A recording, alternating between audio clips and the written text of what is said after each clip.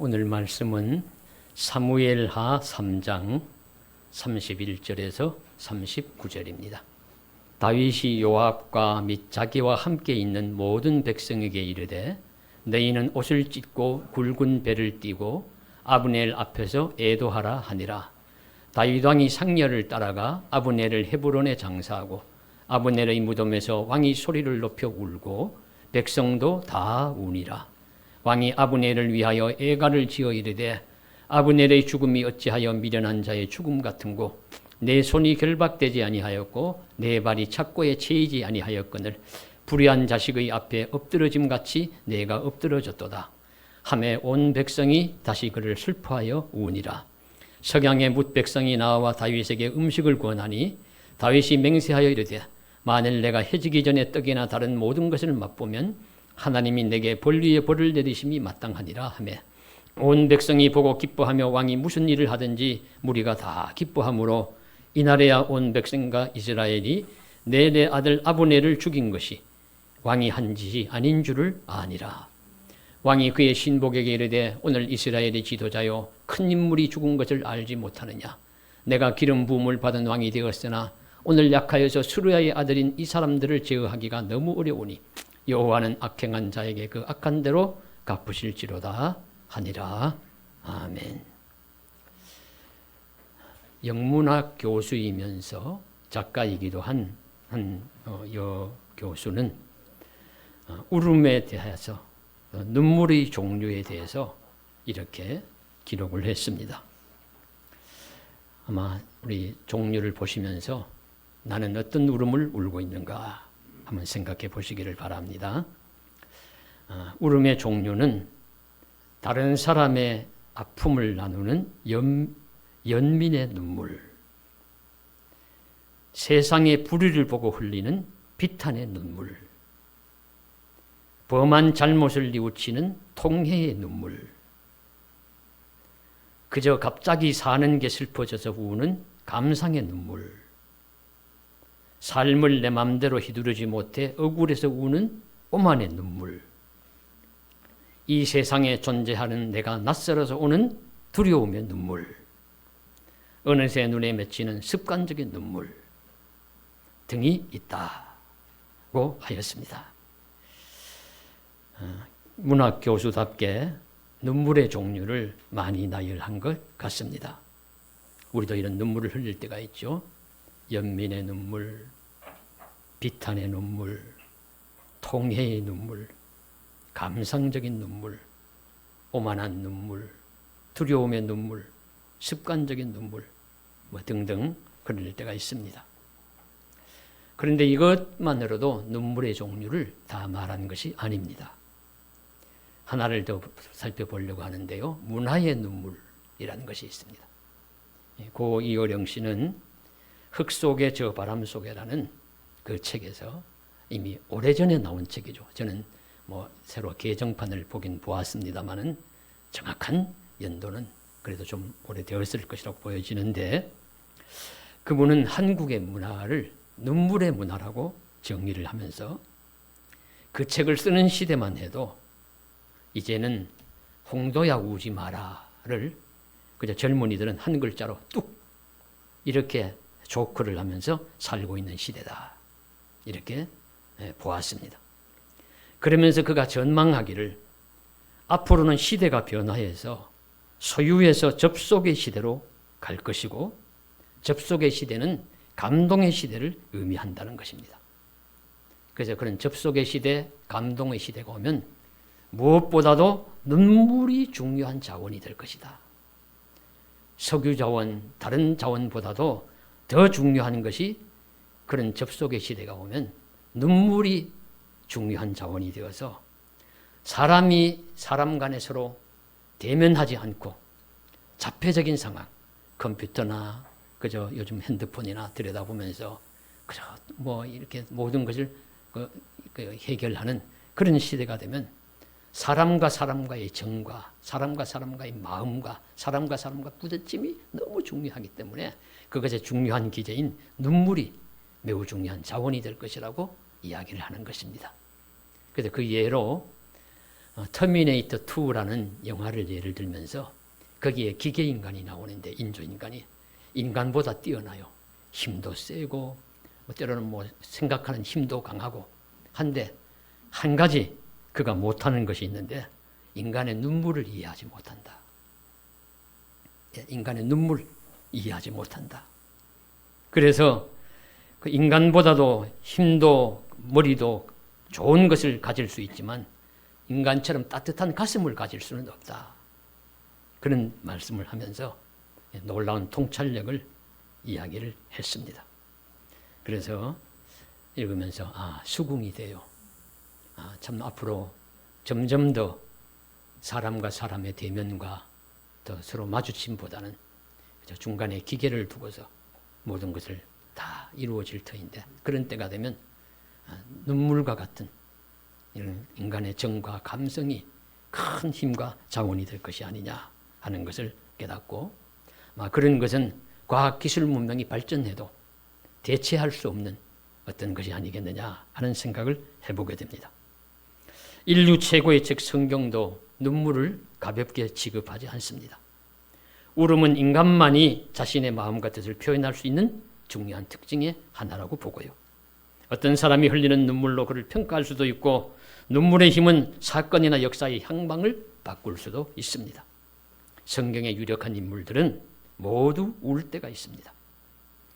그래서 그들이 흘리는 눈물에 우리 중요한 의미가 있는 눈물이라 흘린다고 보는 아파서 울고 괴로워서 우는 거 당연한데 그와 조금 더 차원 높은 울음을 울었던 사람들의 두 가지 울음을 먼저 보겠습니다. 하나는 창세기의 요셉의 눈물입니다. 창세기 57장에 보면 57장 17절에 보면 요셉이 형들이 하는 말을 들을 때에 울었더라. 형들이 하는 말을 들을 때에 울었더라. 그래서 요셉이 왜 울었냐 하면요. 사연이 있습니다. 요셉이 애굽의 총리 대신이 되어서 있을 때 야곱 아버지의 아들들 그러니까 요셉의 형제들을 가족들을 다 불러서 애굽에서 살았습니다.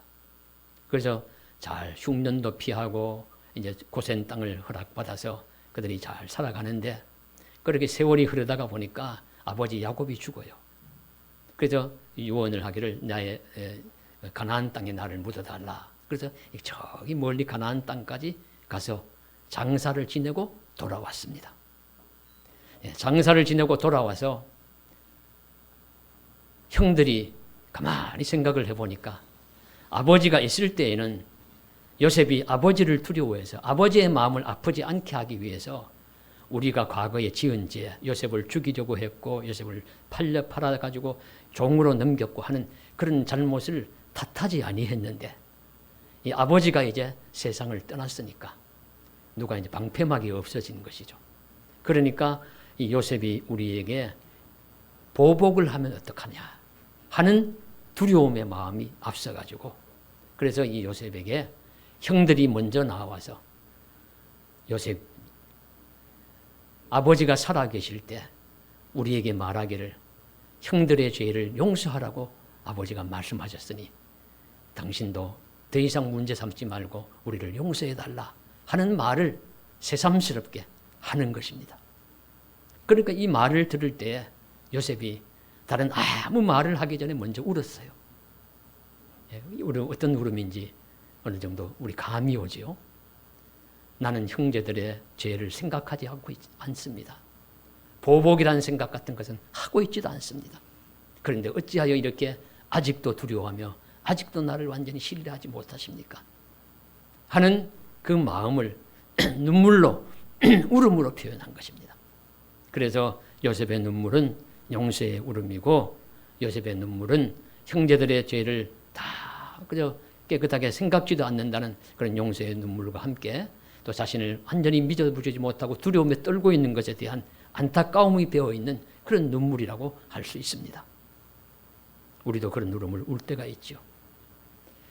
둘째는 신약의 베드로의 울음입니다. 사복음서에 나오는 베드로의 울음을 마태는 이렇게 표현하고 있습니다. 이에 베드로가 예수의 말씀에 닭 울기 전에 내가 3번 나를 부인하리라 하심이 생각나서 밖에 나가 심히 통곡하니라. 마태복음 26장 75절에 나오는 말씀인데요. 심히 통곡하였다는 이 베드로의 울음도 복합적인 의미가 있습니다. 다른 사람이 다 주를 부인해도 나는 절대로 주님을 부인하지 않겠습니다라고 큰 소리 친 것이 불과 몇 시간 전이에요.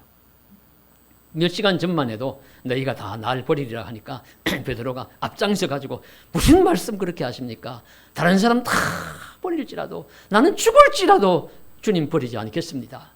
이렇게 큰 소리치고 맹세했는데 불과 몇 시간이 지나서 무서웠고 두려운 사람들도 아닙니다. 그저 같이 불을 쬐던 사람들이 당신도 예수와 한패지, 또 그 대제사장의 여종이 당신도 보니까 목소리를 들으니까 갈릴리 사람이요 예수와 한패야 라고 할 때에 나는 몰라, 그런 소리 하지 마라 하면서 부인하고 난 다음에 달리기 꼭꼭꼭 우니까 그 소리를 듣고서 예수님 하신 말씀이 생각나서 우는 겁니다. 그 어떤 울음일까요? 내가 틀렸고 예수님 말씀이 맞았습니다 하는 그런 깨달음의 울음이고, 그렇게 큰 소리치고 잘난 척했던 자신이 너무도 약하고 추하고 보잘것없다는 부끄러움의 울음이고, 그리고 그럼에도 불구하고 나를 용서해달라는 우리 사죄 통회하는 그런 눈물이었습니다. 그래서 이런 눈물들을 보면서 우리도 그런 울음 앞에 설 수 있기를 바랍니다. 이 베드로의 울음 앞에 나를 비추어 보십시오. 그냥 켜놓으세요. 나도 베드로와 같이 연약한 자요, 큰 소리치고 맹세한 것을 잘도 어기는 자요, 그럼에도 주님이 불쌍히 여기고 나를 용서해 주시기를 바라는 마음이 가득한 자임을 알 수 있습니다. 그래서 베드로처럼 이런 울음을 자주 울어야 할 자가 아닌가 깨닫습니다. 그래서 자신의 연약함과 무기력함을 알고 인정하고 우는 베드로의 울음이 우리에게 낯설지가 않습니다. 그러면 오늘 본문에 나오는 다윗의 울음은 어떠한가요? 오늘 말씀의 32절에 보시면 다윗이 아브넬이란 자의 무덤 앞에서 소리를 높여 울고 있습니다. 이 울음에는 어떤 배경과 사연이 있겠습니까? 이스라엘의 일대왕 사울과 요나단이 블레셋과의 길보아산 전투에서 우리 죽고 말아요. 그 죽고 마니까 이스라엘의 왕이 없어졌는데 그 대신에 사울의 아들 중에 살아남은 아들 중에 하나가 이스보셋이라는 자가 왕이 됩니다. 그런데 이 왕이 되긴 되었는데 나라가 너무 힘이 약해졌습니다. 그 전쟁에서 자꾸 지고 민심은 이반되고, 그래서 그 이스라엘 그 사울 왕국에 다른 실권자가 하나 있는데 바로 아브넬이란 자입니다. 그런 군대 장관이었고 실제적인 권세자였습니다. 그래서 약한 사울 왕가에 왕은 이스보셋이지만 실권자는 아브넬입니다. 자, 이때 다윗은 사울이 죽은 다음에 저 헤브론에 가서 자기 지파의 사람들이 휴대해가지고 왕이 되었습니다. 이스라엘 나라는 왕이 두 사람의 왕이 있는 것입니다. 한편에는 본래의 사울 왕가의 그 이스보셋이라는 자의 왕이 있고, 그리고 또 하나는 헤브론에서 왕이 된 다윗이 있습니다. 그래서 이 두 세력은 서로 싸움을 하면서 그 세력권을 넓혀갑니다. 그 이제 말씀이 어떤 형편인가를 3장 1절에 잘 말씀해 주시고 있죠. 사울의 집과 다윗의 집 사이에 전쟁이 오래매 다윗은 점점 강하여 가고 사울의 집은 점점 약하여 가니라. 다윗은 점점 강해져 가고 사울의 집은 점점 약해져 갑니다. 자, 이런 이제 시기인데 다윗은 좀 서두르지 않았어요. 빨리 사울 왕국을 다 쳐부수고 내가 이 온전히 이스라엘 나라의 왕이 되어야겠다고 생각지 않고 할 수 없이 전쟁을 할 때도 있지만 그가 주로 세력에 힘쓰는 것은 암몬, 모압, 블레셋과의 전투에서 힘을 쓰고 전쟁을 하고, 그리고 그 자기의 힘을 기르고 있습니다. 그 나라는 점점 다윗은 강성해져 가고 사울은 약해져 갑니다. 자, 이런 와중에 이 사울 왕국의 두 실권자인 이스보셋 왕과 군대 장관 아브넬이 서로 마음이 틀어지게 되었습니다. 그리고 이 아브넬이 가만히 보니까 사울 왕국은 점점 더 약해져 가는데 다윗 왕국은 점점 강해져 가고 다윗의 힘은 점점 더 강해져 가니까 결국에는 이 사울 왕국이 멸망하고 다윗이 다 차지하겠구나. 그런 마음도 들었고 백성들의 민심도 보니까 다 다윗에게로 옮겨져 가고 있습니다. 그래서 그가 나도 살아야 되겠다 생각을 했던가 봅니다. 그래서 통지를 보내고 다윗을 만나게 됩니다. 그래서 세력 있는 이스라엘 사람들과 함께 와서 다윗을 만납니다. 만나서 서로 협상을 해요. 내가 우리 사울 왕국을 다 온전히 드릴 테니까 우리를 받아주시오. 이 말을 들으니까 전쟁을 하지도 않고서 나라를 차지할 수 있으니까 다윗이 얼마나 마음이 기쁘고 즐거웠겠습니까? 너무 마음이 좋아가지고 큰 잔치를 배설하고 이 아브넬과 온 사람들을 그저 환대하고 많이 좋게 대접을 하고선 돌려보냅니다. 그런데 문제가 생겼어요. 이 다윗 왕국에도 요압이라는 제2인자가 있는데 그가 전쟁에 나갔다가 이 협상하는 자리에 참여하지 않았습니다. 전쟁에 나갔다가 돌아와서 소문을 들으니까 다윗과 아브넬이 만나서 이런 협상을 하고 돌아가는 중이다 하는 이야기를 듣고서는 요압이 분노합니다. 섭섭해합니다. 화가 나서 이 요압이 가는 아브넬을 불러요. 어떤 말을 했는지는 모르지만 왕이 다시 보자고 한다거나 어떤 이야기를 해서 다시 돌아오게 합니다. 그러니까 아브넬은 영문도 모르고 돌아와서 결국 요압의 손에 의해서 성문으로 불려 들어가서 칼로 배를 찔려서 죽임을 당하고 맙니다.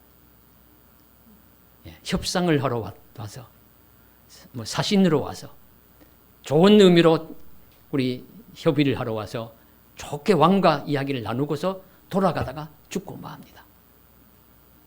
이런 소문이 결국 다윗도 알게 되었는데 그 알게 되고 나서 다윗은 분노하며 애통하죠. 협상을 하는 자는 죽이는 법이 아니죠. 설사 원수의 나라, 대적의 나라라 하더라도 그런데 이들은 서로 한민족이고 서로 싸우고 부대끼고 하지만은 서로 다 아는 자들입니다. 그런데 이 요압이 부당하게 죽인 것입니다. 이 소문이 다윗을 알게 되어도 나라의 2인자고 공로도 많고 큰 세력을 가진 요압을 벌을 주고 어떻게 처리할 수도 없었습니다. 이것은 나도 모르게 한 일이라고 세상을 떠들썩하게 공포도 할 수 없었습니다. 그래서 다윗이 한 일이 무엇이냐 하면 온 백성을 모으고 백성들 모두를 향해서 아브넬을 추도하게 하고 애도하게 하고 다윗은 앞장서서 아브넬을 장사 지내면서 크게 소리내어 우는 것입니다. 상녀를 따라가 그의 무덤에서 소리 높여 웁니다. 그리고 애가를 지어서 슬퍼하는 것입니다. 이 다윗의 울음에는 어떤 의미가 있을까요? 첫째로 다윗의 울음은 무엇보다도 생명을 소중히 여기고 생명을 사랑하는 울음입니다. 다윗은 아브넬의 생명이 이처럼 허망하게 떠나는 것에 대한 극한 슬픔을 가졌습니다. 아브넬의 죽음이 어찌하여 미련한 자의 죽음과 같은고. 한 시대의 영웅이었을 인물, 한 나라의 군대 장관이었던 인물, 다윗의 인품과 실력을 인정하여 나라를 평화로 이양하려고 했던 협상의 인물이 이처럼 덧없이 죽임을 당한 것에 대한 애도를 아낌없이 합니다. 한 사람의 생명을 사랑하고 한 생명을 소중히 여기는 눈물입니다. 그래서 다윗은 생명을 사랑하고 생명을 소중히 여기는 눈물을 흘리는 자였습니다. 이것은 오늘날 이 시대의 과제이기도 합니다. 매우 중요한 과제입니다. 우리는 생명을 소중히 여기지 않고 남의 생명을 함부로 여기며 가볍게 여기는 것을 단호히 거부해야 합니다. 그래서 이 시대의 아픈 문제 중에 하나도 생명경시사상. 그냥 이렇게 있어도 천재지변, 사고, 사건, 환란, 또 노환으로 우리가 세상을 떠나게 되어 있어요. 질병으로도 죽고. 그런데 그럼에도 불구하고 고의로, 악한 마음으로, 테러로, 암살로, 묻지마 살인과 같은 것으로 이렇게 해서 사람을 죽이는 경우가 종종 있습니다. 지난 주간에도 초복날 봉화 어떤 지역에 오리고기를 먹은 사람들이 다 사경을 헤맬 정도로 몇 사람이 그렇게 헤맨다는 보도를 보았고, 그래서 경찰이 또 의사에 가서 또 부검을 위세척을 하면서 보니까 농약이 검출되었다 그러죠. 그래서 이제 또 조사를 해보니까 많은 사람들이 먹었는데 그 너댓 사람만 그러니까 그 사람들이 모여서 또 어떤 곳에 가서 또 커피를 먹었는데 그 커피에 탄 것이 아니냐, 이렇게 지금 조사를 해봐야 된다 하는 보도를 본 적이 있습니다. 어떻든지 타인의 생명을 경시 여기는 것은 우리 잘못이고 우리 하지 말아야 할 그런 일입니다. 예수님은 사람의 생명을 천하보다 귀하다고 하셨습니다. 그만큼 우리의 생명을 사랑하십니다. 그래서 나사로의 죽음 곳에 가셔서도 예수님께서도 눈물을 흘리셨죠.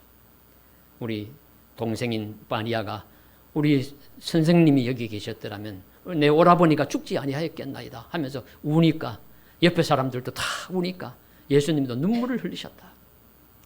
한 사람 나사로의 죽음에 대한 한 생명에 대한 우리 안타까움의 눈물이면서 사람에 대한 사랑을 말씀하시는 그런 눈물입니다.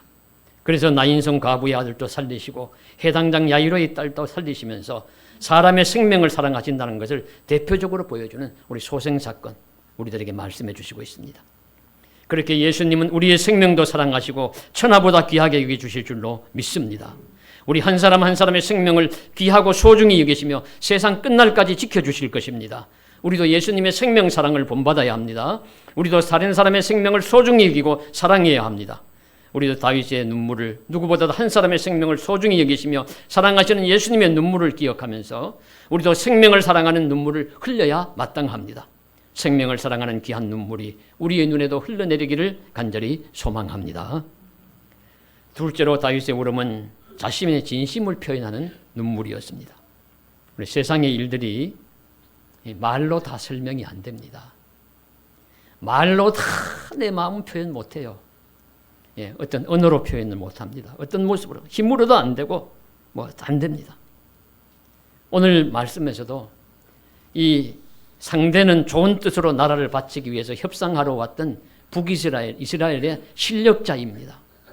그런 실력자가 항복하러 왔고 협상을 위해서 온 것인데 그런 사람을 죽인 것입니다. 진실은 다윗이 한 일이 아니지만 백성들도 많은 사람들도 다윗이 시키지 않았으면 하지 않았을 것이라고 믿었을 것입니다. 아이고 왕이 시키지도 않았는데 요압이 왜 어떻게 그렇게 할 수가 있을까? 꼼짝없이 다윗은 오명을 덮었어야 할 수밖에 없는 그런 왕이었습니다. 난 아니야. 나는 시키지도 않았는데 일을 저질렀어. 라고 말해도 소용없고 말해도 믿어줄 사람도 많지 않습니다. 그가 무슨 말을 해도 유다 지파가 아닌 이스라엘에 속한 많은 사람들, 사울 왕과 함께한 이스라엘 사람들은 더 믿지 않을 것입니다. 다윗이 하는 거야. 다윗이 시켰어. 사람이 어떻게 그렇게 항복하러 간 사람을 그렇게 죽일 수가 있지? 더구나 대장군 아브넬을 온갖 카더라 통신이 나라를 흔들었을 것입니다. 말로도 안 되고 힘으로도 안 돼요. 왕도 옛날 왕도 민심이 떠나면 어쩔 수 없는가 봅니다. 이걸 다윗은 너무 두려워합니다. 그래서 이때 다윗이 어떻게 합니까? 울었습니다. 아낌없이 울었습니다. 왕의 체면도 차리지 않고 아브넬의 죽음이 아쉬워서 그 죽음에 자신이 개입하지 않았음을 눈물로 표현했습니다. 다른 길은 없었어요. 그 길밖에 없어서 모든 백성들 동원해서 다 함께 울어라. 정말로 이 사람의 죽음에 애도해라. 한 생명이 너무 소중하다는 것을 알라고 하면서 온 백성과 함께 눈물을 흘렸습니다. 그렇게 눈물을 흘렸을 때 오늘 37절 말씀 보시면 이날에야 온 백성과 이스라엘이 내 아들 아브넬을 죽인 것이 왕이 한 것이 아닌 줄을 아니라. 왕을 믿어주었다. 그렇게 말씀합니다. 그래서 때로 진실을 알리는 길이 눈물밖에 없을 때가 있고 눈물이 가장 강력한 진심의 호소일 수 있습니다. 그렇다고 우리 가짜 눈물 흘려서는 안 되죠. 우리 사람을 속이는 가짜 눈물을 사람들은 악어의 눈물이라고 합니다. 왜 악어의 눈물이라 그러냐 좀 찾아보니까요. 악어는 어떤 먹이를 잡아 먹을 때 먹이를 좀 부드럽게 해가지고 잘 먹으려고 눈물을 흘려서 먹이에 단다는 거예요. 그래서 눈물을 흘리면서 악어가 먹이를 먹는데 밖에서 볼 때는 악어가 죽는 동물이 불쌍해서 눈물을 흘리는구나 이렇게 착각한다는 거죠. 그래서 이 악어의 눈물은 가짜 눈물, 우리 거짓 눈물을 의미하는 말로 사용됩니다. 그러나 다윗은 가짜 눈물을 흘리는 자가 아닙니다. 울보 다윗이란 별명을 붙일 정도로 눈물이 많은 자입니다. 다윗은 전쟁의 왕이고 이스라엘의 가장 위대한 왕이었지만 또 하나의 별명을 붙인다면 눈물의 왕이요 울보 다윗입니다. 다윗은 울어야 할 때 우는 자였습니다. 요나단과 헤어질 때도 대성통곡합니다.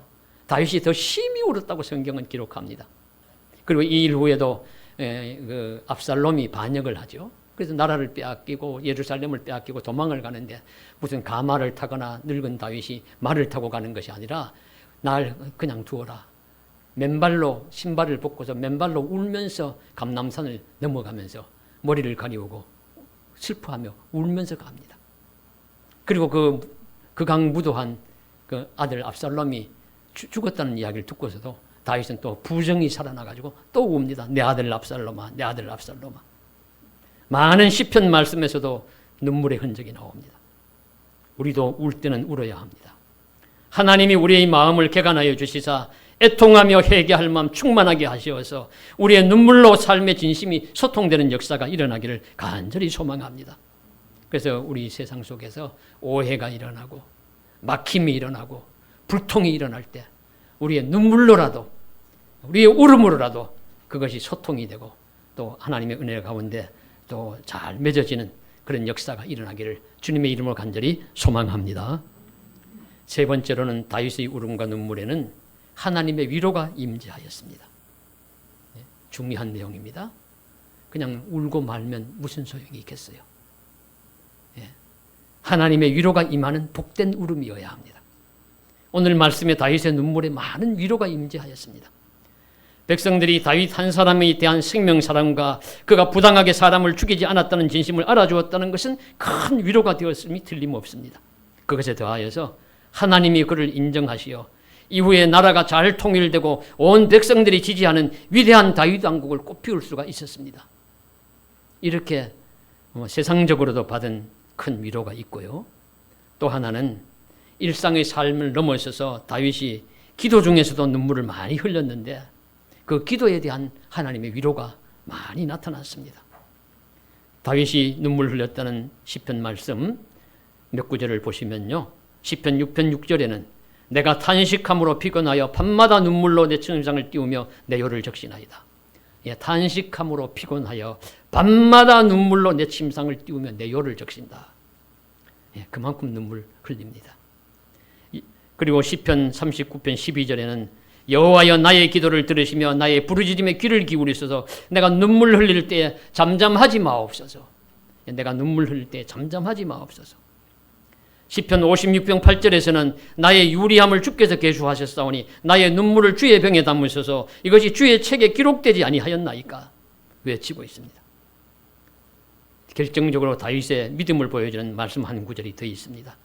악을 행하는 너희는 다 나를 떠나라. 여호와께서 내 울음소리를 들으셨도다. 시편 6편 8절의 말씀입니다. 다른 누구보다도 다윗은 하나님 앞에서 우는 것입니다. 이게 중요해요. 사람 앞에서만 울지 말고 하나님이 보시고 계시고 하나님이 내 울음소리를 듣고 계신다는 거 아시고 하나님 앞에서 울어야 합니다. 하나님이 내 울음소리를 들으십니다. 이 믿음이 다윗은 확고합니다. 이런 눈물의 기도에 하나님의 위로와 도우심이 임재합니다. 여호와 하나님이 내 눈물을 보시고 내 울음소리를 들으시면 됩니다. 그런데 믿음이 좋은 분들은요, 하나님 앞에서 많이 우는 분들이에요. 주변을 보십시오. 믿음 좋은 분들 하나님 앞에서 많이 웁니다. 세상에서 다 인정받지 못하고 다 소통받지 못하고 때로는 정말 억울하고 때로는 정말로 안타깝고 다 무엇으로도 쏟아놓을 수 없어서 하나님 앞에서 웁니다. 하나님 앞에서 눈물이 많이 나오면 나는 믿음이 좋구나 그렇게 생각하시면 됩니다. 많이 울어야 합니다. 예수께서 말씀하셨습니다. 애통하는 자는 복이 있나니 하나님의 위로가 그들에게 임할 것이요. 이 말씀 우리 누가복음의 말씀으로 보시면 이제 우는 자는 복이 있나니 그들에게 하나님의 위로가 임할 것이라는 말씀으로 표현하고 있습니다. 우는 자에게 일어나는 복은 하나님의 위로입니다. 울보 다윗에게 주신 하나님의 복은 무엇보다도 하나님의 위로하심이었습니다. 절친 요나단과의 이별도, 이스라엘의 군대장관 아브넬의 죽음에 대한 사람들의 따가운 시선도, 아들에게 쫓기고 아들을 진압함으로 받은 상처도 다윗은 울었고 그 눈물에 대한 보상으로서 그는 치료받고 위로받고 새힘 얻어서 살았습니다. 그래서 다윗은 시편에서 그의 노염은 잠깐이요 그의 은총은 평생이로다. 저녁에는 울음이 깃들지라도 아침에는 기쁨이 오리로다. 예, 이스라엘 유대인들의 시간은 저녁이 먼저예요. 예, 저녁이 시작하고 아침이 오니라. 그래서 저녁에는 울음이 깃들지라도 아침에는 기쁨이 오리라는 것은 먼저 울지라도 후에는 기쁨이 찾아온다는 말씀을 하시고 있고, 이 시편에서 다윗은 고백하고 있는 것입니다. 그래서 우리도 하나님 앞에서 울 수 있습니다. 아니, 누구보다도 하나님 앞에서 울어야 합니다. 내 죄와 허물 때문에도 울어야 합니다. 때로 내 진심을 토로하는 다른 길이 없어서도 울어야 합니다. 그래서 세상의 다른 것으로는 아무 위로가 되지 않을 때 하나님의 위로가 참 위로가 되실 줄로 믿습니다. 우리는 울보 다윗, 눈물의 왕 다윗처럼 우리도 하나님 앞에서 하나님의 위로를 구하는 눈물을 흘릴 수 있는 특권이 있습니다. 예, 이것은 특권입니다. 그래서 하나님 앞에서 우십시오. 하나님의 한량없는 위로가 나타나실 것입니다.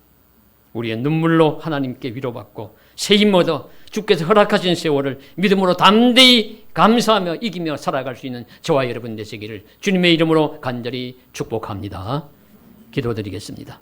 사랑하는 하나님 아버지, 우리도 울 때가 있습니다.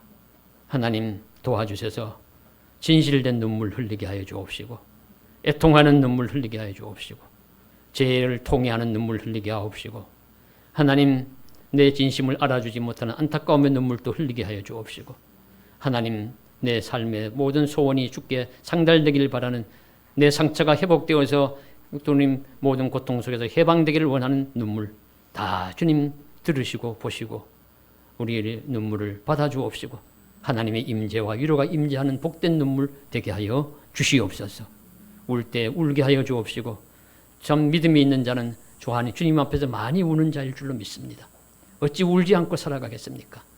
답답한 이 세상, 여러 가지 탄식 많고 여러 가지 안타까움 많은 이 세상, 울지 않고 살아갈 도리 없사오니 주여, 우리 저녁에는 울음이 기숙할지라도 그러나 아침에는 기쁨이 오게 하여 주옵시고, 찬송하며 감사하는 은혜의 삶이 되게 하여 주시옵소서. 주 예수님 이름 받들어 간절히 기도드리옵나이다. 아멘.